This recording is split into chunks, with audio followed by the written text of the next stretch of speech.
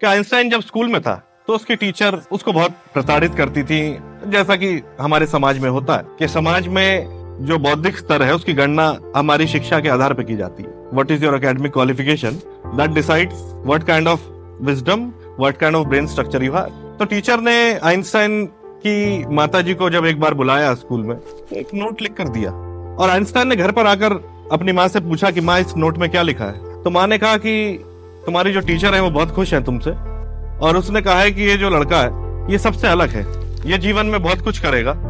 और बहुत साल बाद जब आइंस्टाइन ने बहुत प्रयोग किए और उसकी संसार में बहुत ख्याति हुई, तो उसने उस नोट को निकाल कर पढ़ा और उस नोट में लिखा था, ये बच्चा क्लास में सबसे डल है और इसको हम सब बच्चों के साथ नहीं रख सकते।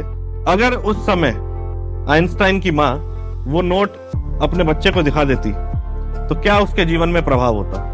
तो जो चीज जीवन को बदल रही है वो है एक माइंडसेट, एक थॉट।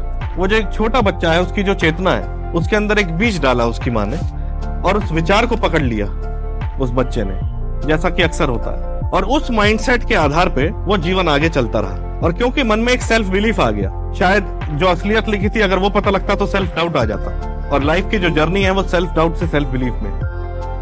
और जिस दिन हम ये समझ सकते हैं कि I am neither superior nor inferior, I am just what I am unique and everybody is unique in their own way, वो मैं मानता हूं कि हमारे जीवन में बहुत बड़ी क्रांति लेके आता। That is the time when we really experience the revolution.